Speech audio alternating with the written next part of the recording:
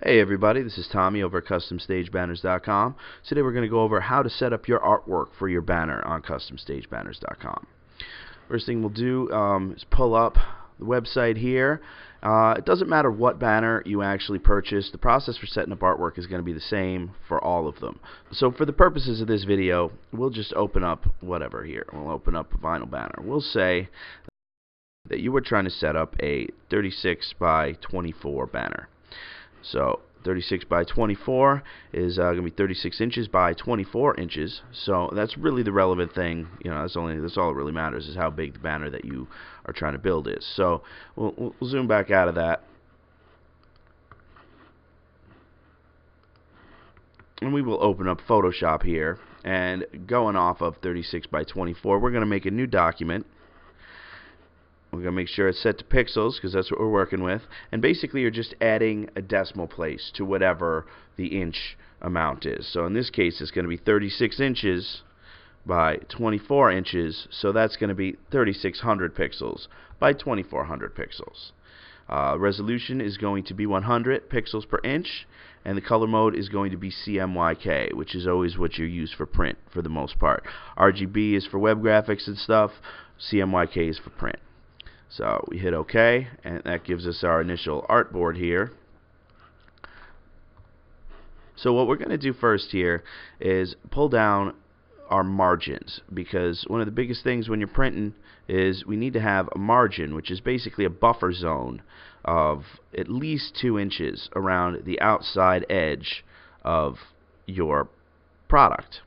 And what that margin is going to serve to do is give us basically a little bit of leeway when your banner gets cut. Because the way we do it is we will produce your banner, we print it, and then after we cut the sides and finish the edging after it's actually been printed. So we need to create a gutter around the outside of the artwork, so you know, anything that's really important, like your logo or your web address or anything like that, doesn't have to worry about being in the danger zone of getting cut off. So we'll drag that out 2 inches, and again that scales depending on whatever the size of the artwork that you're making is, but basically just give yourself that 2-inch margin. These little blue things, and we're using Photoshop because that's what we use, but you can make the art in anything. Photoshop is a pretty, industry standard program for making graphics like this. So these things are just rulers. They're not going to print. Your software might do something different, but we just drew these out as guidelines. They're basically going to be invisible when the graphic is finished, but they just let us know where our cut lines are going to be. So we'll just do a quick band graphic here. It's not going to be anything too awesome because that's not really what I do. We'll just do a brush and make it all weird because that's awesome. And alright, and we'll make some text. It's going to be my awesome band. Alright, make sure this is what we're talking about. See how this initial graphic is outside the cut lines. Not cut lines, but outside the margin that we want. So we're going to drag it inside that margin because we don't want to risk it. And of course, we'll apply it. And what other website would they have other than myawesomeband.com? I mean, seriously. So we'll just shrink that one down again. Make sure it's nice and little, because the web address doesn't need to be as big as the logo, of course. So myawesomeband.com, right there. It's going to revolutionize the game. Alright, so now that we've created our artwork, what we're going to do, again, it's when you're dealing with print, expect things to be larger. So this for a web graphic, this is going to be massive. You'd never have a web graphic this big, nor would you ever be doing fonts that are 300 point if you're doing web graphics. It'd be huge, but in print that's not uncommon. So don't be all freaked out if you start seeing really huge sizes that you're messing with.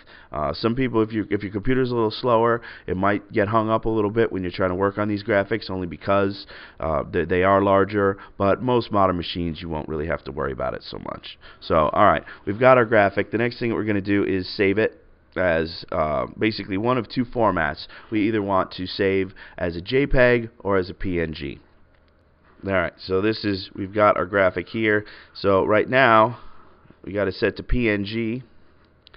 And again, transparency layer, PNG is mostly going to be used for, well, you could use either one, but you can only use PNG if you want to have transparent background. So like if normally the banner itself is going to be white, and if you just want to put your black text on the white background of the banner, then you would just have no background in your image, put the black text on it, and save that as a transparent PNG, and then that's going to be a good enough file for us to upload. It's only going to print where your graphics, where the black text is. It's not going to print on the rest of the white surface. So that's when you'd use a PNG. But it doesn't really matter outside of that, having the transparency. It doesn't really matter. Again, the biggest things is the image size. All right, we're 36 by 2400, which is what we want. 100% in size. That's good. So this looks pretty good to go. Now I'll switch it just to JPEG so you can see. Switch over to JPEG.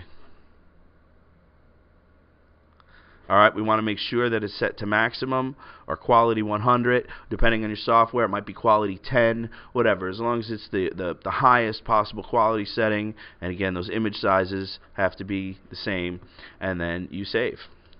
So this is one of the things you're going to want to do is save out with your order number. Whatever your order number is, if it's order 120 or order 3010, whatever that order is, that's what you save it as. So we will save it as order 65. So order 65.jpg. Done. Alright, so we close this. We don't really need to save it. Alright, so we're done. Now we'll pop back into our browser here. Now you're going to receive a link in your email that goes to the artwork uploader after you place your order. And that address is artwork.customstagebanners.com. You can get to it directly. So basically we'll go to this, and when you see it, this is our internal one, so it's a little different. For the purposes of this video, we actually don't have, well, we're working on the video, so that's why you can't see it. But when you see this page, this video is going to be on it. So you're already here if you're watching this video. So underneath the video, you're going to see Artwork Uploader. And basically down here, all you got to do now is choose the file that you just made. 65, there it is, my awesome band. Hit OK and hit upload.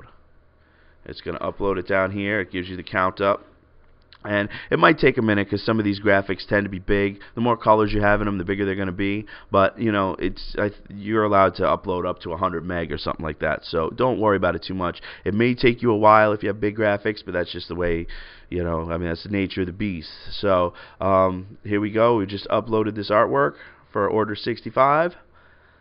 My awesome band. It looks pretty good. And alright, so that artwork has now been received. We have everything. You're actually going to receive an email verifying that we received your artwork, so you know for sure that we got it. But if you see this page and your artwork's up here, we received your stuff, and you're going to be put in the production queue, and your banner will be coming to you as soon as it's done on the production line. So congratulations, and thanks a lot for using CustomStageBanners.com. Take care.